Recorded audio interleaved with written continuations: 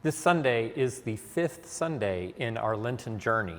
And as we've moved through this season, we last week had Mothering Sunday, Lent 4, Mid-Lent, which is a little bit lighter.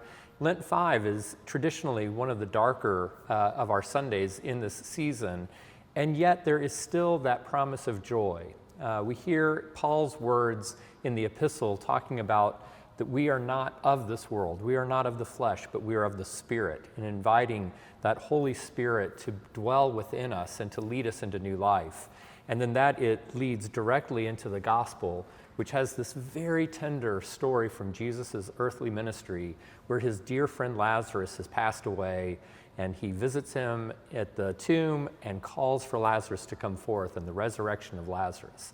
So even in this very darkest time of the season, we have that promise of joy and rebirth that, of course, is just around the corner at Easter. And we have some really rich prayers and hymns that will all kind of make a commentary on those dual themes. In the psalm, you will have noticed that in the season of Lent, we have had the psalms sung by the choir. And we've talked about some of the variety of psalmody that we've done. The choir has been singing these psalms with the Gregorian plain song tones, and that's just to give us a little bit of variety. As we move through the year and the different seasons, we can mark those seasons by having different ways of chanting the psalms.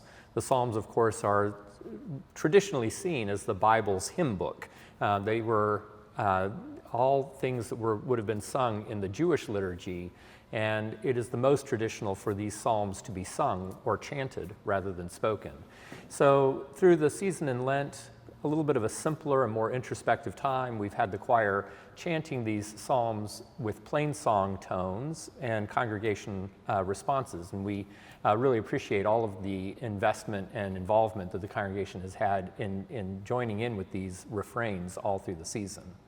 For this last Sunday in the season proper, before we move into Holy Week, we'll even do another little slight variation, and we'll have the psalm back and forth in a dialogue between two soloists. Again, just to give us some variety and to have a little bit of a different way to look at these very important texts from the Bible.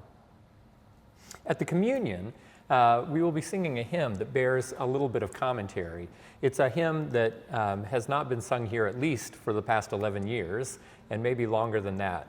The words, the hymn text, is a poem by John Donne, the 17th century poet. And of course, he had a big conversion experience in his adult life, became a priest, and eventually was the dean of St. Paul's Cathedral. And wrote beautiful, beautiful poetry, both secular earlier in his life and then sacred poetry later on. Wilt thou forgive that sin where I begun, which is my sin, though it were done before? It's kind of a reflection on your past sins and your relationship to them. And typical of Donne, there's a lot of very inventive and creative wordplay. So specifically with his name, John Donne, even though it's not spelled exactly correct or the same way, the refrain is, when thou hast done, thou hast not done, for I have more.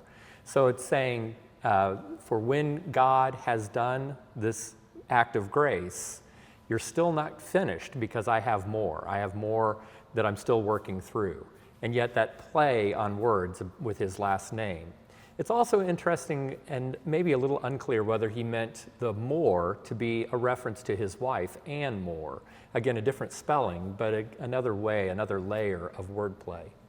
We know that John Donne commissioned at least 3 composers to write tunes for this text, and we know that this tune that's in our hymnal by John Hilton dates from John Donne's life. We don't know for sure, there's no documentary evidence that this is one of the tunes that John Donne had ever heard paired with these words.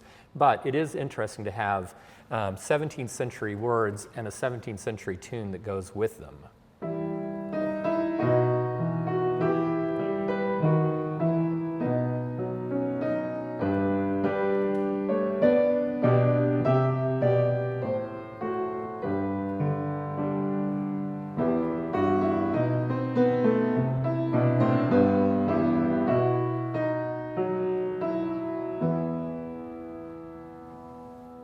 So I hope that at communion you will pay special attention to this hymn, the text and the tune, and I hope that it has some real meaning as we enter into this time as we prepare for Holy Week. And we hope that you will join us for the remainder of this Lenten season as we do move into Holy Week. We have a host of liturgies coming up. We invite you to check out our website, make sure that you are plugged in with our schedule and what we have to offer. And we hope that we can share with you in this most holiest time of the year here at St. John's Cathedral.